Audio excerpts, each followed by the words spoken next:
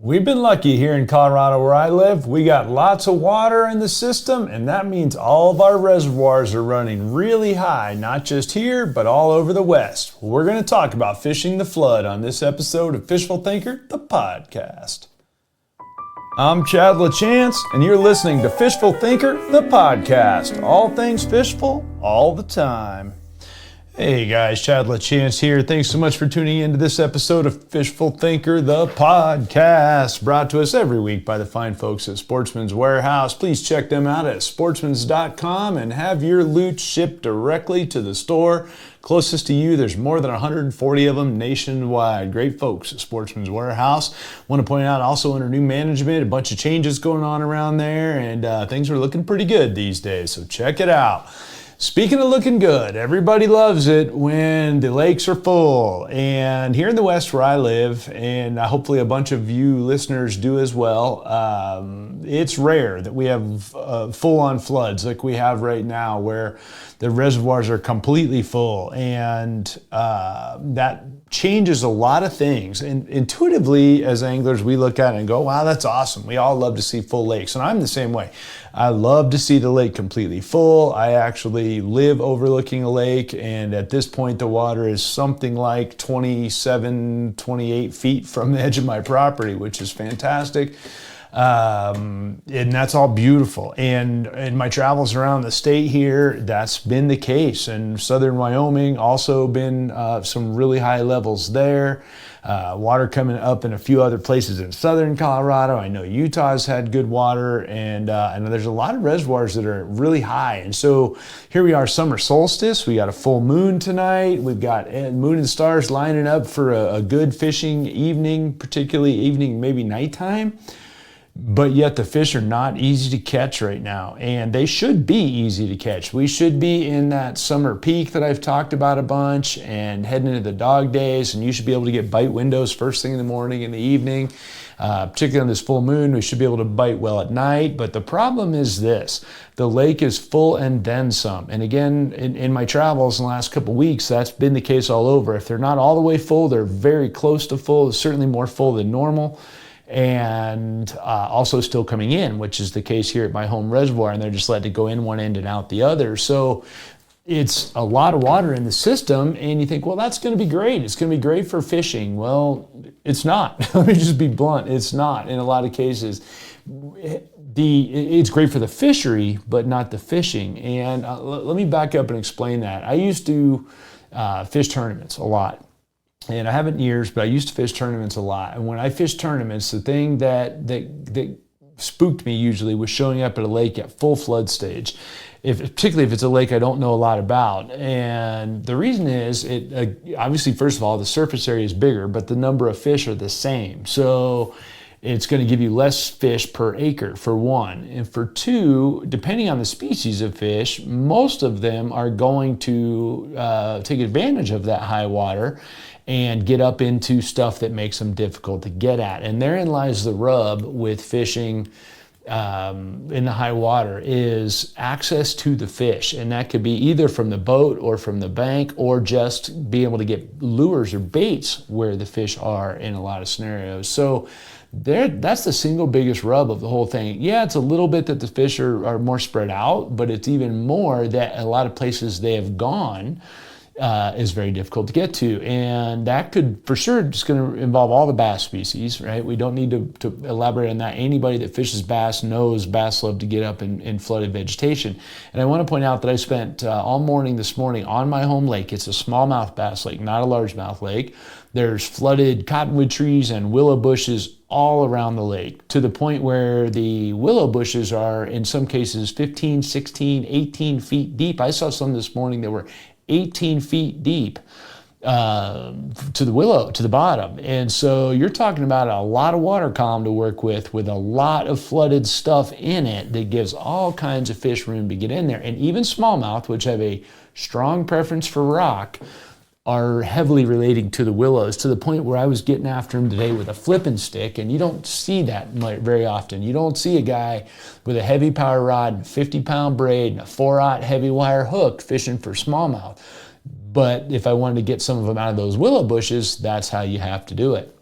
And so the willow bushes are deep. They're big giant canopies, like a big tree canopy. And so a lot of times the fish will only relate to the trunks of the willow, which is down underneath it in the center. So your boat, and with the size of some of the willows here, might be 30 feet across that canopy of that willow, which means the fish could be 15 feet back in the canopy around the base for you to even be able to get to them. And it looks like it's a big giant flat spot, but it's not. It's a mushroom shaped thing, and the fish are back underneath the cap. So that's a big part of the problem when it's spread out like this. The other part of it is getting to the bank where the fish might be on the banks, because we've still got a lot of fish I'm going to get back to in a second that are very shallow, edible fish, bait fish of all kind. And so bigger fish will get up on the banks even, but you can't get anywhere near them with a boat. So to be able to present something to them on the other side of the bushes or the trees that you can't get through is a major part of the problem. And again, I want to go back on species here.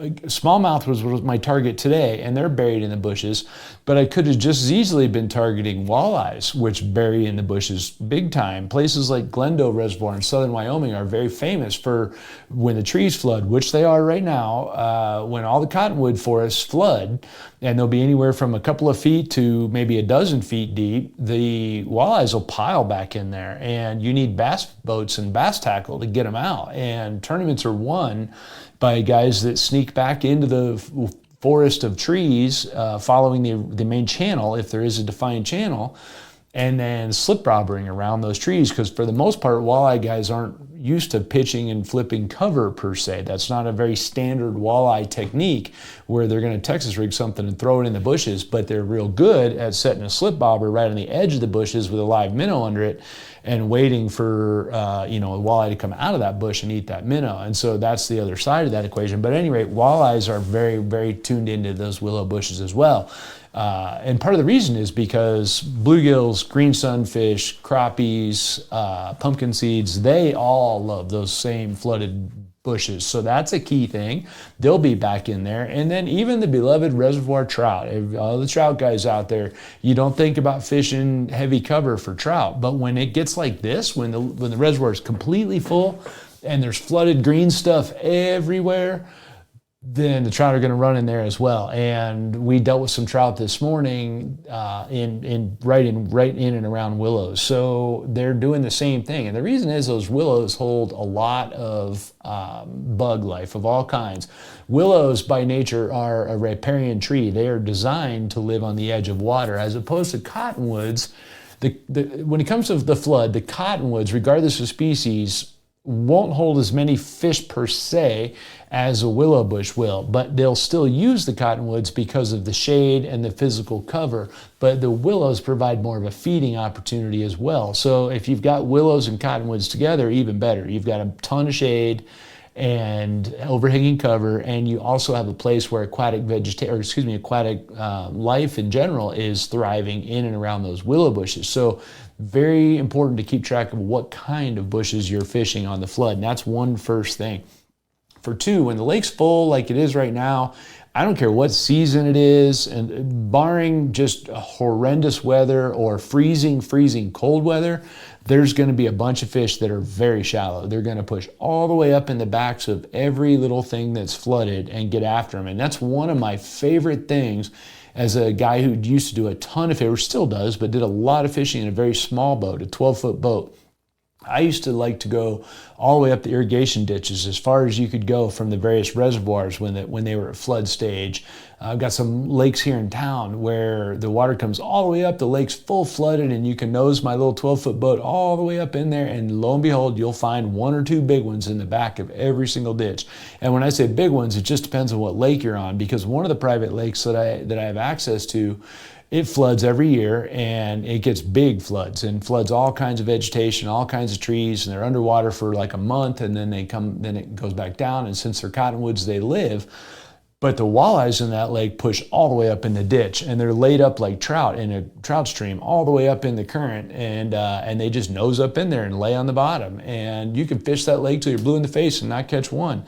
You nose up in that little ditch, and even when the water's done running through, and they're still laying up in there, and to the point where there was at one time a bunch of carp were spawning around that area, and the lake had hired a biologist to come, a manager, and come get some of the carp out of the lake with a gill net. And she told me, well, I'm just going to string the gill net across the inlet, and the lake was at flood stage. I'm going to string the gill net across the inlet, and then I'll catch all these carp that are coming up in here. And I tried to explain to her very quickly that she was going to get a lot of our walleyes more than our carp, and to which she replied that, oh no, the holes in the gill net are too big for walleyes. Only carp can get caught in there. Long story short, I went the next morning to meet her there when she went to pull that gill net, because me and a couple other people from the HOA board recognized that, hey, this is not going to be a good scenario, but we got outvoted. We get there, she had caught like 40 walleyes and one carp, and all those walleyes were big because they were the only ones that were going to get caught in that gill net. I'm not trying to throw a biologist under the bus. What I'm trying to do is get you to understand that a whole pile of walleyes jammed themselves up into very shallow water in the dark because the lake's at flood stage. If that net had been across that same inlet out more towards the main lake and the water had been down some, there would not have been that concentration of fish. Another example of that in Trinidad Reservoir, southern Colorado, same thing. The water was high, then the current shut off. It had pushed way back up into little, what would have been creek arms, but they're no longer flooding. And all the walleyes we caught were all the way in the very, very back, as far as I could get my Ranger boat up in there, to the point where I had to back out. I couldn't turn around. And then I'm still making casts ahead of the boat to catch the walleyes that are in there. So the point of all that is there's no such thing as too shallow, first and foremost, when the lake is flooded, especially in anything that would be a little like neck down spot at the end, a little tiny inlet. And when I say inlet, it doesn't mean it needs to be running. It's just a ditch that comes into the reservoir, little pockets off the main lake, little pockets in the back of any of the coves. All those little pockets would give a prime spot for 1 or 2 or 3 big fish to sit, or conversely, a whole school of smaller fish to sit. And they will absolutely take advantage of the ditches that lead into those pockets, and they'll follow all the way back up in there. When I was guiding all the time, I could literally ride the flood, made it very easy. Over the say a month period that it took the reservoir to get to complete flood stage, every day my fish would just move 4 or 5 feet farther up the ditch from wherever they were the day before as the water's filling up. And if you fish the same lake every day for a month straight, you learn a lot about it. And it became so predictable every time on the flood of exactly where I could go locate fish as they rode their way in there. And incidentally, I'm a big fan, as you guys may know, of inlets, outlets, boat ramps, and dams in general. Well, when the lake's flooded, inlets and boat ramps are really, really good. The dams become less important because the inlets and the other things become more desirable to the fish. When the water's really low, the dam is one of the most important spots, but when the water's really high, the inlets are more important spots. So another example of that, a place over on the western slope called Harvey Gap, fished all the way up into the inlet as far as we could get the boat. Water wasn't running, it's just stagnant back in there once the reservoir itself is full. Nosed all the way back in there. Cottonwoods everywhere. Water looks stagnant, looks gross. Well, guess how many big old largemouth were sitting back in the very back there enjoying that high water mark. So that cannot be overstated enough. Second of all, when the water is high and stable, wherever you find the fish on the way up the ditch, as I just alluded to, in normal high water marks. So let's say you have fished your reservoir a bunch. Well, but now it's higher than normal, or at least high by its standards. Wherever you would find them normally and adjacent to that same area, they're just going to ride that same ditch farther up in there. And this morning was an interesting example of one, because I have a turn in the ditch, a distinct turn in the incoming channel, I should say. And everyone knows channel swings are good places to fish. And so I came around the corner and I'm idling, headed for this thing, headed right for it. And I look up and there's a boat sitting right where I'm thinking of sitting. And no problem, I'm going to not go anywhere near them. So I gave them a wide berth and went farther up the channel from them. And there was more fish up there as well, but they were fishing memories. They were fishing where the fish would normally be if the lake was at a normal high water mark. But when the lake's 3 feet higher than that, then the fish can push farther back up the same ditch, and that's exactly what they did. And I want to point out, when I say 3 feet higher, that sounds like a lot if you're from back east. If you're talking about, say, Mille Lacs in Minnesota, 3 feet is a nightmare. That's a ton of water. But here, my home lake's designed to fluctuate 60 vertical feet a year, and still 3 feet makes a big difference because it's the top 3 feet. So that last little bit is what floods all of the stuff that would normally grow at the normal high water mark, and that's the key to the whole situation right there.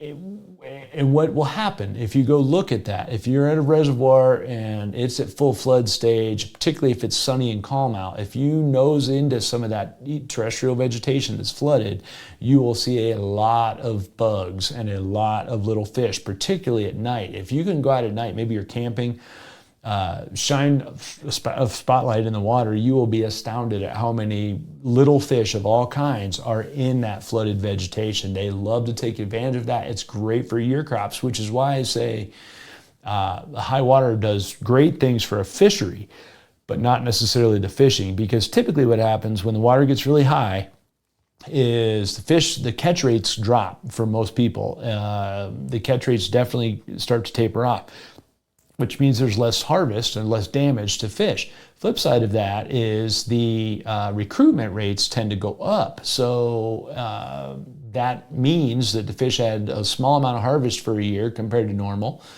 and they got a big boom in the cycle of other things, the bait fish and also the predatory species at the same time. So it's kind of a blessing for the lake. Here at my home lake right now, it's higher than it's been in at least 5 or 6 years, and it's as high as I've ever seen it. And I know next year there'll be a lot of small fish, and then the year after that they'll be even better. So what I know is it's going to be good for this lake, but it's not making it easy to catch them right this minute.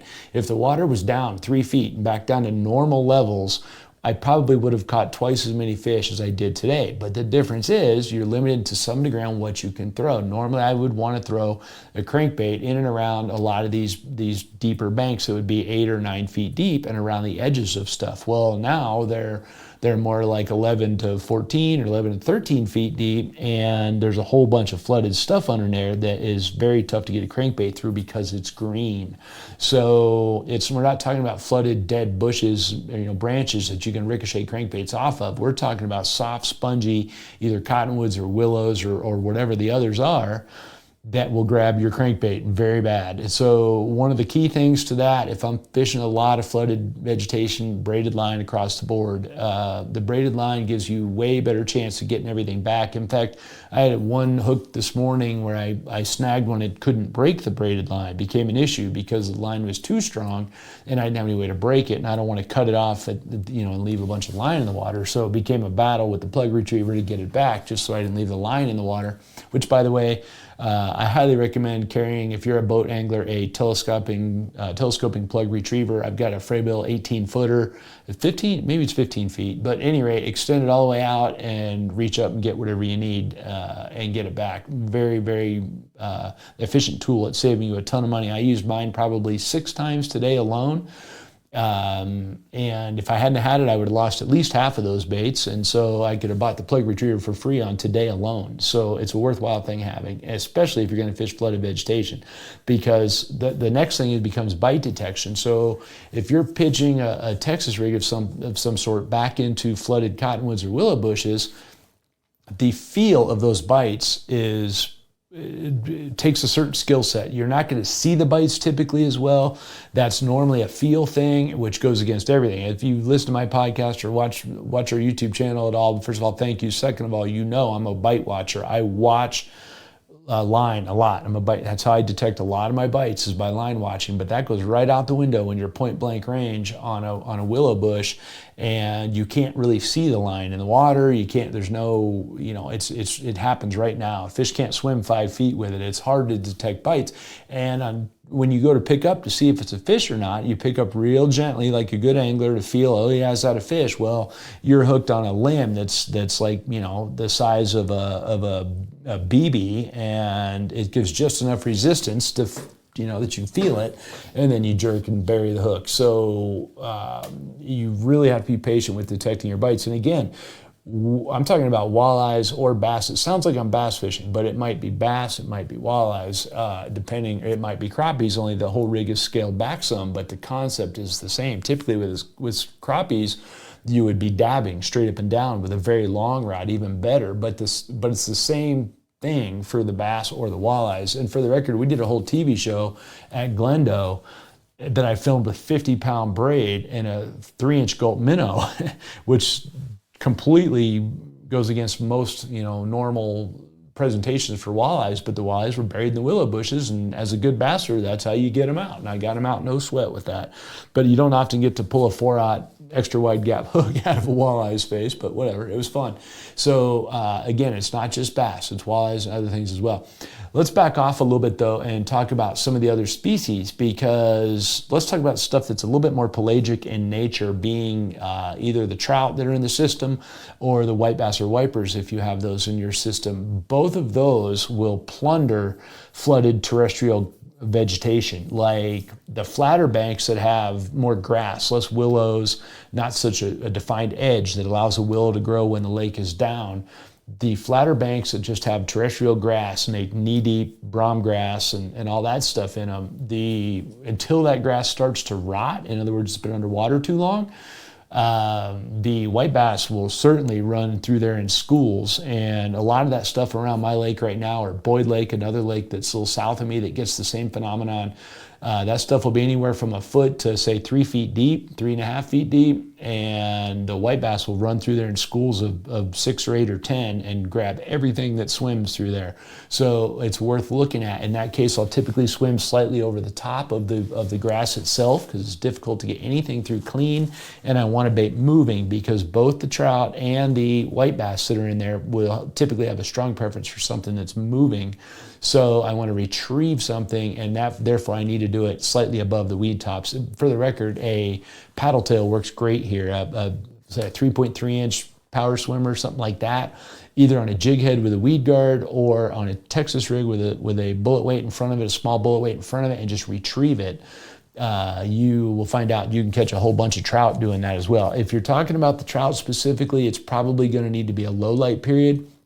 Or particularly early in the day, because it's very hot now, and water temperature in my home lake, which is 200 and change feet deep, is in the high 60s, and so it's getting to be enough where it's pushing to be a physiology issue for trout, and that does not prevent them from coming up in there and feeding at any stretch, but what it does do is keep them from staying in there. So like the white bass are perfectly happy. They'll cruise banks all day. It could be windy, it could be sunny, whatever. They'll still cruise the banks and grab all kinds of stuff, and whenever they find stuff that they can push up into that grass, they will. They'll go to town on it and pull back out. Well, the trout, same thing, but it's typically going to be very early in the morning. Would be a key thing for that, but they will absolutely take advantage of any of that high terrestrial vegetation that's flooded. And I also want to point out, I had a guy in my boat last year. Lake was high, not quite as high as it is right now, but it was up and into the flat, you know, the terrestrial stuff. And there's a little old creek arm that goes back up in there. And these creeks don't run. These are not, when I say they're creek arms, they don't run but once every 5 years, because we got some huge snowmelt. Typically, it's just a dry little creek arm, but it does have a ditch, and it goes way back in there off the backs of the coves. Well, again, I was nosed all the way up in there, had him throw a Gulp minnow as far up the ditch as he could get it to land, and caught a beautiful brown trout in inches of water with no inflow, but it's all shade back there with overhanging stuff, and it's a perfect spot for a trout to sit and grab whatever terrestrial thing, mouse, lizard, whatever swims across right there. And it was maybe 3 feet wide, 3.5 feet wide, and maybe a foot deep at the most. And we're talking about a like 2-foot brown trout sitting up in there. So this time of year, I want to point out. So you just never know exactly, but you have to fish with an open mind. And I am going to say this too. As a guide, I dreaded fishing this time of year because, or this condition, I shouldn't say that. This is much higher than normal for us for this time of year. As I've opened this with, a lot of places around the West are. I dreaded it because and this is going to sound bad, but the average angler that I guided for the 20 years that I guided had marginal casting skills at best. Well, this type of condition is the most casting intensive condition that I can think of. And that's because you have tall trees. So anytime you have line that's in the air from the arc of a cast, wind can blow it into those trees, whatever can be a serious problem. You have submerged trees. So having good control of your lure and knowing where your lure is and about how deep it is, because it doesn't do me any good to show you on the Lowrance unit that there's a tree in front of the boat that's 5 feet under the surface if you don't know if your lure is 3 feet or 10 feet. So knowing where your lure is in the water column is very important as well, and potentially being able to skip cast, very important as well. You need to be able to get a bait into places that other people can't get them. And so being a good skip caster can be a really important skill. But at the very minimum, being a good, accurate caster with the ability to keep the bait low to the water and the line tight. And this all comes down to keeping tension on the spool when you cast with your opposite finger. Assuming we're talking spinning rods, because the overwhelming majority of the country fishes with spinning rods more than casting reels. You need to use your thumb or your palm to palm the line coming off the spool as you cast. And what that will do is keep tension on it. It will cut your casting distance a little bit, but it will keep you accurate. And that's a really important thing if you're going to fish around this flooded stuff. So if I'm going to say one thing, if you're not an accurate caster, then I am going to hunt down ditches with as little cover in them as possible and hope that I find some fish in them. But the stuff I fished this morning, if I'd had an average client with me, I would have been digging them out of trees all morning long. And as it was, I had to dig myself out of trees a half dozen times because I'm trying to make hero casts looking for one big bite somewhere back into some little nook and cranny way back past the trees. And it's just going to happen. I don't care who you are. If you make enough of those casts, you're going to miss one or two of them. And that's exactly what happened to me. Or there's going to be something you don't see under the surface. And that's exactly what happened to me. But on guide trips, I would say that I would do just enough of it to get people to get an idea of how good they could or couldn't do. And then most of the time, I would say 85% of the time, I had to find a different way to catch fish, which really in this case means we're just going fishing for dinks, because the biggest fish in any system, I've said this a lot, are the ones that take advantage of the most prime spots. So when the water's up like this, there's lots of prime spots, lots of them that are really hard to get to. And so that's what makes the biggest fish hard to get to, be they bass or walleyes, or crappies or bluegills or green sunfish, same kind of thing. The only ones that won't stay back in there are going to be the trout and the white bass, things like that, stuff that's more pelagic in nature. So that's my spiel on high water. It's a blessing and a curse. To stand on my deck and look out over it, it looks fantastic. When I think about the future of the fishery, it looks fantastic. And when I think about putting the boat in the water, it sketches me out, because I know I better have my big boy pants on when it comes to casting, and I better have my line control in order, and I better be prepared for being a little bit frustrated and getting the boat in and around the trees. So it's worth it. It's good for the fisheries. Always happy to have the water, just for the record, here in the Western United States. Always happy to have the water. And the last thing I'll throw out there, it doesn't matter if we're talking about the Western United States or a lake that's very high anywhere in the country. I'm referencing the West because we have a lot of that going on right now here. But if you're in an Ozark impoundment, or if you're in a Tennessee impoundment somewhere and the water floods, same kind of thing. And I've talked to some of the best bass and walleye pros in the country at length, and when you ask them what they dread is a lake at full flood stage. And I think I just laid out to you for the most part why. So if you enjoyed the podcast, please subscribe, share, subscribe, like, all those good things. I'd appreciate that very much, regardless of where you listen. Hopefully you're listening on our YouTube channel and you're a subscriber there. That's a labor of love. We do a lot for that, but that's at Fishful Thinker. Would love to have more subscribers on there.